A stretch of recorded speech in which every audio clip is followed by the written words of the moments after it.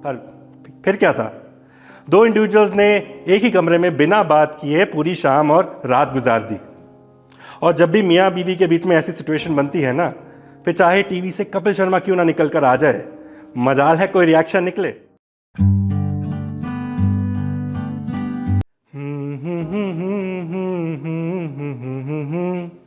रूठ ना जाना तुमसे कहूँ तो, तुम ये जानो या ना जानो, तुम ये मानो या ना मानो, मेरे जैसा दीवाना तुम पाओगे नहीं।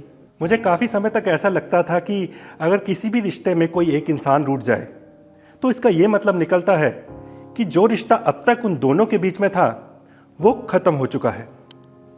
इसका सबसे पहले एहसास मुझे तब हुआ जब स्कूल में मैंने अपने एक दोस्त को घर ले जाने के लिए अपनी नोटबुक नहीं दी थी।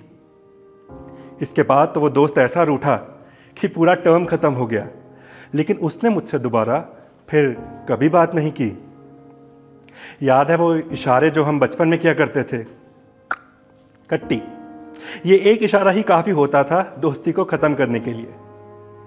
मैंने तो उसी समय तय कर लिया कि आज के बाद अपनी ज़िंदगी में कभी भी किसी को भी रूठने नहीं दूंगा, और काफ़ी समय तक मैं कामयाब भी रहा। लेकिन फिर एक ऐसा समय आया जब मेरी शादी हुई, और मुझे ऐसा लगता है कि शादी एक ऐसा रिश्ता है जिसने रूठने में पीएचडी कर रखी है। क्योंकि मेरी जो बीवी है ना, जैस्मिन, वो किसी ना किसी बात पर मुझसे रूठ ही जाती है। आपको एक बार की बात बताता हूँ। एक दिन मैं ऑफिस से घर आया तो मैंने नोटिस किया कि जैस्मिन आज थोड़ी खामोश सी है। मैंने उससे पूछा, क्या हुआ? कुछ नहीं। मैं समझ गया कि कुछ तो कांड हो गया है मुझसे। फिर जब मैंने दोबारा पता करने की कोशिश की तो उसने बताया, आप जब ऑफिस से घर आते हो तो अपने कपड़े यहां वहां फैला देते हो, ये नहीं कि उन्हें अरेंज करके कबर्ड में रख दो। थोड़े से तो ऑर्गेनाइज रहो। मैंने सोचा बात तो सही है। अगले दिन ऑफिस से घर आते ही मैंने कपड़े चेंज किए और उन्हें कबर्ड में अरेंज कर दिया। फिर मैंने नोटिस किया कि जैस्मिन आज भी चुप चुप है। मैंने पूछा, क्या हुआ? कुछ नहीं। ये कहकर वो फिर से बगल से गुजर गई। फिर जब मैंने दोबारा पता करने की कोशिश की तो उसने बोला कि एक शर्ट अगर एक दिन पहन ली है तो उसे धोने के लिए कौन रखेगा? मैं थोड़ी ना कबर्ड में से छांटती फिरूंगी। थोड़े से तो हाइजीनिक रहो। मैंने सोचा बात तो सही है। अगले दिन ऑफिस से घर आते ही मैंने कपड़े चेंज किए और उन्हें लॉन्ड्री बैग में डाल दिया।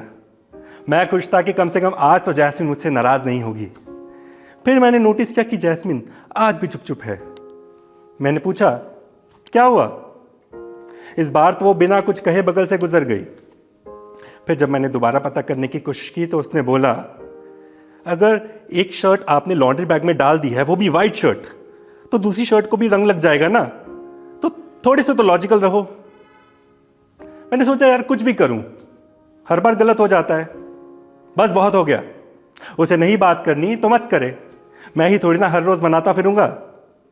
अगले दिन ऑफिस से घर आते ही मैंने जैस्मिन से बात नहीं की। उसने मुझसे पूछा, कैसा गया दिन? ठीक था। डिनर में क्या खाओगे? जो भी घर पे बना है। मेरी बातों से वो भी समझ गई कि आज मेरी बारी है रूठने की। पर फिर क्या था? दो इंडिविजुअल्स ने एक ही कमरे में बिना बात किए पूरी शाम और रात गुजार दी। और जब भी मियाँ बीवी के बीच में ऐसी सिचुएशन बनती है ना, फिर चाहे टीवी से कपिल शर्मा क्यों ना निकल कर आ जाए, मजाल है कोई रिएक्शन निकले।